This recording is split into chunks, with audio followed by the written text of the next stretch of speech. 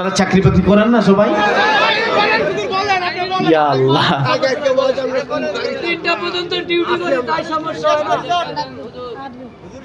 আচ্ছা আল্লাহ কবুল করুন। আমার মন বলতেছে আজকের মাহফিল আল্লাহর দরবারে কবুল ইনশাআল্লাহ। বলেন আমাদের এই যে আজকের আমলটা যদি আল্লাহর দরবারে কবুল হয়ে যায় তো কিয়ামতের কঠিন ময়দানে আল্লাহ পাক নাজাত দিয়া জান্নাত দিয়ে দিবেন।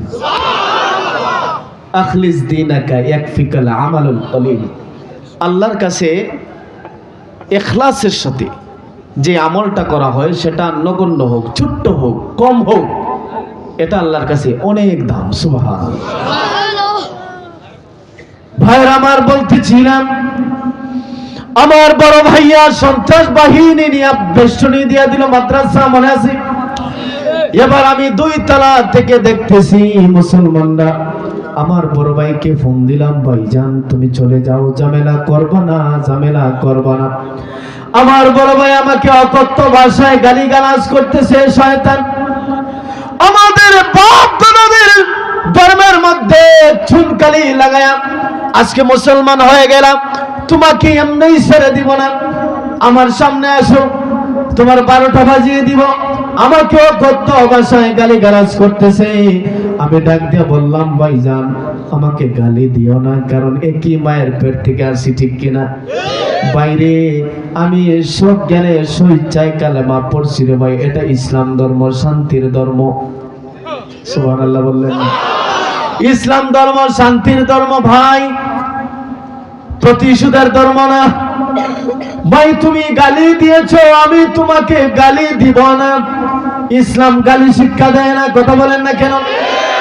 ইসলাম জঙ্গিবাদ শিক্ষা দেয় না, ইসলাম সন্ত্রাসী শিক্ষা দেয় না, ইসলাম আগে অন্যায় করা শিক্ষা দেয় না, কথা বলেন না কেন? ইসলাম শান্তির ধর্ম, আত্মসমর্পণের ধর্ম। সুবহানাল্লাহ।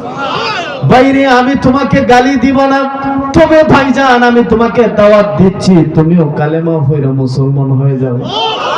আহারে এই কথা বললাম, কাটা গায়ে নুনের ছিটা পড়ে গেল। অকথ্য ভাষায় আবার গালিগালাজ শুরু করে দিল। আমি বাধ্য হয়ে ফোন কেটে দিলাম। আর বলতেছে, বেয়াদব তুই আমার সামনে আয়, তোর গর্দান আলাদা করে দিব। আমি ডাক দিয়া বললাম, ভাইজান ঠিক আছে, ইমানি পরীক্ষা, ইমানদার আর কাফেরের মোকাবেলা হইলে পরে বোঝা যাবে কার গর্দান কেটে ফেলায়। সুবহানাল্লাহ। এটাই ইমানি পাওয়ার। ও বন্ধুরা দেখেন, বদরের যুদ্ধে সাহাবায়ে কেরাম বাবার বিপক্ষে চলে গেছেন, আল্লাহু আকবার। হযরত ওমর মামার বিপক্ষে চলে গেছেন, আল্লাহু আকবার। অসংখ্য ঘটনা আছে, যারা নিজের রক্তের সাথে যাদের সম্পর্ক, বাধ্য হইছেন তরবারি উঠাই দিয়ে, ঠিক কি না? আমার বাবা হোক, সে যদি আমার আল্লাহর বিরুদ্ধে চলে যায়, সে আমার বাবা হইতে পারে, তাকে ছাড় দেয়া যাবে না, কথা বলেন ঠিক কি না? আর নেতা তো বহুত পরের বিষয়, কথা কয় না? নেতৃত্ব বহুত পরের বিষয়, কথা বলেন না কেন? দল তো বহুত পরের বিষয়, কথা বলেন না কেন? এখন অনেকের উপরে পড়ে যেতেছে, ও হুজুর আর বালা না, ঠিক নেই? আহা, বাস্তব না বাস্তব? মুসলমান ভাইরা আমার শোনেন, এরপরে আমি বললাম, ভাইজান গালিগালাজ দিবা না। আমার বন্ধুরা এখন নামাজ কিভাবে পড়ে আমি জানি না। হুজুর বললেন, বাবা রে তুমি দেখা দেখি নামাজ পড়বা, ইমাম সাহেব যখন রুকুতে যায় তুমি রুকু দিবা, ইমাম সাহেব যখন সেজদা দেয় তুমি সেজদা দিবা, এইভাবে তুমি কিছুদিন নামাজ পড়ো। আমার ভাইরা তখন তো এত কিছু জানতাম না, দেখা দেখি শুধু নামাজ পড়তাম। কবুল করে নিয়েছেন কে? আল্লাহ। এবার সংক্ষেপ করে নিচ্ছি। এখন তাবলিগে চলে গেলাম। যাওয়ার পরে দেখলাম, আয় হায় আল্লাহু আকবার, ছিলাম কোথায় আসলাম কোথায়? ও মালিক, ছিলাম তো অন্ধকারের আস্তাকুরের মধ্যে, আল্লাহ আরশি আলোর পথে। ও দয়ার মালিক, সাধারণ গরু খানেওয়ালা মুসলমান থাকতে চাই না। রাতের বেলা তাহাজ্জুদের নামাজের মধ্যে দাঁড়ায়া দাঁড়ায়া আমার আল্লাহর কুদরতি পায়ে সেজদা দিয়ে বলতাম, দয়ার মালিক, ও দয়ার মালিক আল্লাহ,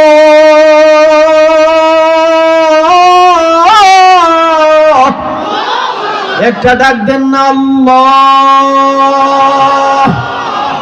সেজদার মধ্যে চোখের পানি ছেড়ে দিয়া ডাক দিয়া বলতাম, দয়ার মালিক, আয় আল্লাহ মুসলমান বানাই না, কালেমা পড়লাম, আয় আল্লাহ সামান্য মুসলমান থাকতে চাই না, কোরআন হাদিস বুঝতে চাই, আল্লাহ তুমি আমাকে আলেম হওয়ার তৌফিক দাও। রাতের বেলা সেজদার মধ্যে পড়ে পড়ে কান্নাকাটি করতাম। আমার আল্লাহ ওই দিনের সেজদা কবুল করে নিয়ে, আমার দরখাস্ত কবুল করে নিয়ে আজকে আলেম বানায়া আজকে আপনাদের সামনে বক্তা বানায় স্টেজে বসাইছে। আল্লাহ পারেন নিবে, আলহামদুলিল্লাহ। মুসলমান ভাইরা আমার, এবার আমি যখন বাড়িতে আসলাম, আমার এলাকার মুসলমানরা দরখাস্ত করেছি, যে ছেলে কালেমা পড়ে মুসলমান হয়ে গেল আমরা তাকে একটু দেখব, টাকা পয়সা দিয়ে সাহায্য করব। নতুন মুসলমান হইলে সে তো নিঃস্ব থাকে, ঠিক কিনা? সবাই হাদিয়া তোহফা দেয়। আমাকে দরখাস্ত করলো, ছেলেটাকে হুজুর পাঠায়া দেন। আমি এলাকার মধ্যে গেলাম, রে মুসলমান, এখান থেকে ইমানি পরীক্ষা শুরু। ও মুসলমানেরা, একটা দোকানের মধ্যে গিয়ে বসলাম। আমার চাচা, আমার আব্বা, আমার বড় ভাই, আমার আত্মীয় স্বজন সবাই দোকানের মধ্যে আসলেন। আইসা দোকানটা বেশ শুনি দিয়া দিলেন, আর আমাকে টানা ইসরা লাগাই দিল। আমার শার্টের কলারের মধ্যে ধরে টানা ইসরা লাগাই দিল। ও মুসলমানেরা, আর ডাক দিয়া বলতে লাগলো, চলো আমাদের বাড়িতে চলো।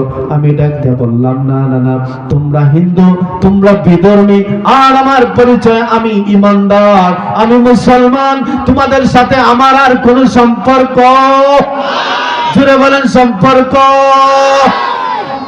ইয়া আইয়ুহাল্লাযীনা আমানু লা তাত্তাখিযুল ইয়াহুদা ওয়ান নাসারা, ঠিক কি না? ইহুদি, খ্রিস্টান, হিন্দু, বৌদ্ধ এরা তোমাদের বন্ধু না? কথা বলেন। আজকে আমাদের বন্ধু হইল দাদা, ঠিক নেই? আহা, আল্লাহ বলে এদেরকে বন্ধু বানাইও না, আর আমরা কই না আল্লাহ আপনার কথা উল্টা, এরাই আমাদের বন্ধু, ঠিক কি না? আস্তাগফিরুল্লাহ। আল্লাহ সঠিক সমাজ দান করুন। আর কোন দিন হুঁশ আসবে, আর কোন দিন বুঝবেন?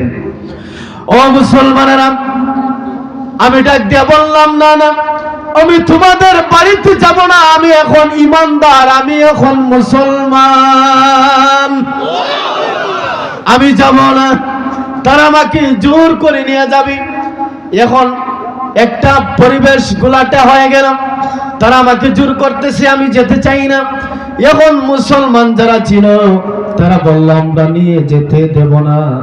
মুসলমানের মধ্যে কিছু মুনাফিক মার্কা মুসলমান আছে না নাই? কথা না দিয়ে আছে না নাই? তখন ধরা খাইছে। এক মুনাফিকের বাচ্চা ডাক দিয়া কয়, শোনো, তাকে তোমাদের হাতে তুলে দিলাম, আজকে রাতের জন্য নিয়ে তোমরা বুঝাবা। যদি তোমাদের বুঝ মানে তাহলে রেখে দিবা, আর যদি বুঝলা মানে তাহলে আগামীকালকে ফেরত দিয়ে দিবা। বুঝছেন? ওই দে শিয়াল দিতেছে মুরগি মাখি, কথা না দিয়ে শিয়ালের হাতে কি দিতেছে? মুরগা মানত দিচ্ছে। দেখে রাখো, দেখে রাখবো। বন্ধুরা আমার, ডাক দিয়া বললো, আজকে রাতের জন্য নিবা, নিয়া বুঝাইবা। আমি ডাক দিয়া বললাম, ঠিক আছে, তারা দস্তখত দেব, আমার উপর অত্যাচার করবে না। মুনাফিকের বাচ্চা বলছে, না, দস্তখত লাগবে না। সাদা কাগজের মধ্যে একটা দস্তখত লইছে।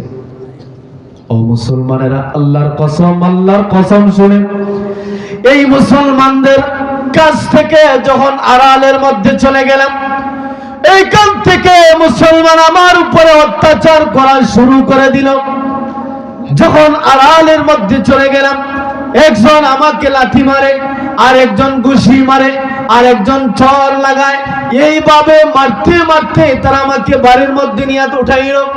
বাড়ির মধ্যে বারান্দার মধ্যে যখন উঠলাম, ও মুসলমানেরা, একজন ডাক দিয়া বলে, তাকে রোটা মোটা একটা রশি দিয়া দুটি হাত বেঁধে ফেলো। আরেকজন বলে, না না, জিঞ্জিল দিয়া বাঁধো। আরেকজন বলে, না না, হাতও বাঁধো, পাও বাঁধো।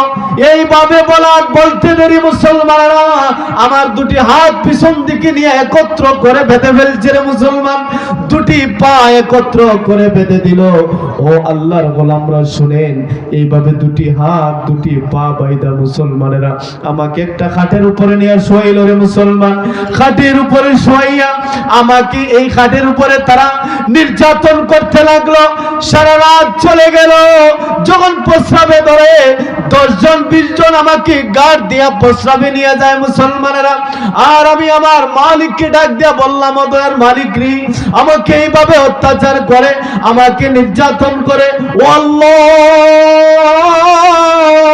মেহেরবানি করে তুমি আমাকে এই কষ্ট থেকে, এই নির্যাতন থেকে তুমি আমাকে নাজাত দাও। আমার আল্লাহ, আমি বলতে লাগলাম, ও দয়ার মালিক, বেলাল কত কষ্ট করছেন ঠিক কিনা? খাব্বাব ইমানের জন্য কষ্ট করেছেন, আম্মার ইবনে ইয়াসির ইমানের জন্য কষ্ট করেছে। ও দয়ার মালিক, সুমাইয়া জীবনটা বিলীন করে দিয়েছে। আয় আল্লাহ, তাদের মতো ইমানি ধৈর্য আমাকে দান করো। আল্লাহ আমাকে ইস্তেকামত দান করো। মনে আছে ইস্তেকামত? আল্লাহ আমাকে অটল থাকার তৌফিক দাও। আল্লাহ ধৈর্য ধারণের তৌফিক দাও। ও মুসলমানেরা, সারা রাত চলে গেল, যখন কোনো কাজে আসে না। তারা একজন কুফরি কালাম করতে পারে, একজন কবিরাজ নিয়ে আসে। কবিরাজ সারা রাত্র আমাকে ভুয়াইছে, ফু দিছে, কুফরি কালাম করছে। আমি শুনছিলাম নবী পাককে সেহের করছিল। সেহের করে না, সেহের করেছিল আল্লাহর পয়গম্বর। কুল আউযু বিরাব্বিন নাস, কুল আউযু বিরাব্বিল ফালাক পড়ে যখন ফুক দিলেন, সমস্ত সেহের দূর হয়ে গেছে। সুবহানাল্লাহ। এই সূরাগুলো পড়ে আমি শরীরের মধ্যে ফুক দিলাম। আল্লাহর কসম, আল্লাহর কসম, কোরআন এই পৃথিবীর জিন্দা মুজিজা, ঠিক কিনা? আল্লাহর কালামের বদৌলতে আমার আল্লাহ সেদিন কুফরি থেকে আমাকে নিরাপদ রাখছে। সুবহানাল্লাহ। এরপরে যখন তারা কুফরি কালাম করেও পারলো না, এখন কি করবে? এখন আমার আম্মা চোখের পানি ছেড়ে দিয়া আমার কপালের মধ্যে চুমু দিয়া ডাক দিয়া বলে, বাবারি, ও প্রাণের বাবা, আমার 6টা ছেলে তোমাকে বেশি মহব্বত করি। বাবারে, আমার যত সম্পদ আছে তোর নামে লিখে দিব। বাবা এরপরে ফেরত আয়। আমি ডাক দিয়া বললাম, আম্মা জান শোনেন, সম্পদ কেন? আসমানের তারকা, আসমানের চন্দ্র সূর্য, এটা আপনার দ্বারা আনা অসম্ভব। এরপরেও যদি আমার ডান হাত বাম হাতে দিতে পারেন, আল্লাহর কসম কেটে বলি, এক মুহূর্তের জন্য ঈমান ছাড়বো না। লিল্লাহি তাকবীর। এক মুহূর্তের জন্য ঈমান ছাড়বো না, ঈমান ছাড়বো না। আমার বন্ধুরা, এরপরে যখন বোঝায় কাজ হয় না রে মুমিন, তারা অন্য একটা পদ্ধতি অবলম্বন করলো। টেবিলের মধ্যে মুসলমানের কাছের বোতল ছিল, কাছের গ্লাস ছিল, টাচ করে জমিনের মধ্যে, টাচ করে টেবিলের মধ্যে বাড়ি দিয়ে ভেঙে ফেলছে। এই কাছের টুকরা দিয়া মুসলমানেরা আমার শরীরটাকে ক্ষত বিক্ষত করে দিয়েছে রে মুসলমান। আমার শরীর থেকে রক্ত ঝরতেছে। আর আল্লাহকে ডেকে ডেকে বলি, মালিক তুমি আমাকে ধৈর্য ধরার তৌফিক দিয়া দাও। আল্লাহ ইস্তেকামত থাকার তৌফিক দিয়া দাও। আল্লাহ আমাকে যদি জল ডুবো দিয়া দে, পানিতেও যদি ছেড়ে দেয়, বস্তায় যদি বলে, আল্লাহ এরপরেও আমি এক মুহূর্তের জন্য ঈমান ছাড়ব না। ও মুসলমানেরা, এইভাবে যখন 3 দিন 3 রাত চলে গেল, ও মুসলমানেরা, এরপরে মুসলমানরা সংবাদ পায়া আমাকে উদ্ধার করার জন্য তারা একেবারে অগ্নিশর্মা হয়ে গেছে। মনে আছে? আমাদের মুসলমান ভাইকে বলছে অত্যাচার করবে না, নির্যাতন করবে না। এখন তো সব উল্টা। চলো আমরা গিয়ে তাদের বাড়িঘর হামলা করে আমাদের ইমানি ভাইকে উদ্ধার করব। এবার তারা সবাই গরম হয়ে গেছে।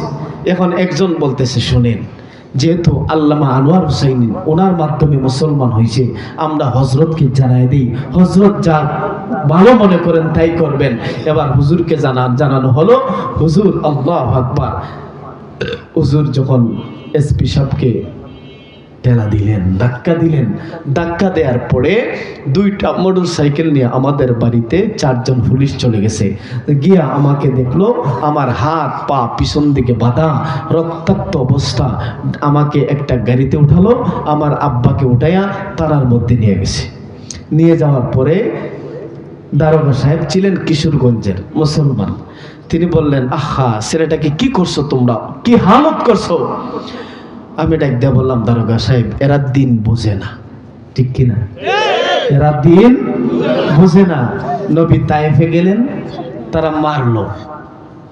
এরপরে নবী বলছেন কি, আল্লাহুম্মা গফিরলি কওমি ফাইন্নাহুম লা ইয়ালামুন। সুবহানাল্লাহ।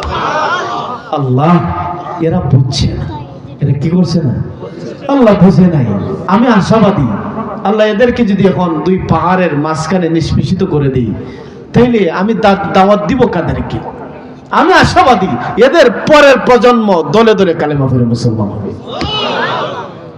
আমি বলছি, আল্লাহ দারোগা সাহেব এরা বুঝছে না, এদেরকে মাফ করে দিলাম। সুবহানাল্লাহ। ওয়াল আফিনা আনিন নাস, মুত্তাকির গুণ। মাফ করে দেয় কিসের গুণ? মুত্তাকির গুণ। আমি বললাম, দারোগা সাহেব আমি মাফ করে দিলাম। তো আমার বড় ভাইটা ডাক দিয়ে বলতেছে, একটা তাবিজ নিয়ে আসছে, 20,000 টাকা কন্ট্যাক্ট করে, ওই আরো 18 বছর আগে। তো তাবিজ লাগাইবো, আমার মাথার ব্রেন, মেধা শক্তি সব নষ্ট হয়ে যাবে। আল্লাহ রাখে, আল্লাহ মারে কে, ঠিক কি না? আল্লাহ হেফাজতের মালিক। তো সে তাবিজটা নিয়ে আসতে আসতে দারোগা পুলিশ এসে আমাকে থানায় নিয়ে চলে গেছে। সুবহানাল্লাহ। এরপরে আমার বড় ভাই তাবিজ তো লাগাইতে পারছে না, এখন বলতেছে, কয় 1 কানা করি সম্পদ দিব না। আমি ডাক দিয়ে বললাম, বেকুফ, আরে বেকেল, মা সাল্লাম, বাবা সাল্লাম, সব সাল্লাম, সামান্য সম্পদ স্টাম্প নিয়ে আসো, দস্তখত দিয়া সব কিছু নিদাবি করে ছেড়ে চলে আসছি। সুবহানাল্লাহ। কার জন্য? কিসের জন্য? ঈমানের জন্য। আপনারা আমার এই যে ইতিহাস শুনলেন, এটা ইতিহাস না, বাস্তব, ঠিক কিনা? ও মুসলমান, যারাই কালেমা পড়ে মুসলমান হয়েছে তাদের উপরেই অত্যাচারের স্টিম রোলার চলছে, ঠিক কিনা? আমরা তো এমন ত্যাগ স্বীকার করছি কি? করি নাই। ও আল্লাহর বান্দারা, আমি শেষ আখিরি, আমি মুসাফির মানুষ। দেখেন প্রায় 400 কিলোমিটার দৌড়ে আপনাদের এখানে আসছি। মুসাফির হালতে আছি, দোয়া কবুল, ঠিক কিনা? আমি একটা দাবি করব, আমার আরো 3টা ভাই আমার হাতে কালেমা পড়ে মুসলমান হয়েছে। আমার আম্মাও কালেমা পড়ে ইন্তেকাল হয়েছে। আর 2টা ভাই আছে, আর 3টা বোন আছে, তাদেরকেও যেন আল্লাহ কবুল করে। প্রত্যেকে পড়ে আমিন। তো এই যে মাদ্রাসার জন্য, আমি আমার জন্য না বাবা, আমি সল করব মাদ্রাসার জন্য। এখানে অধিকাংশ যুবক ভাইরা আছেন, আমি যদি ধন সম্পদ, মা বাবা, টাকা পয়সা সব ছাড়তে পারি, আপনারা একটু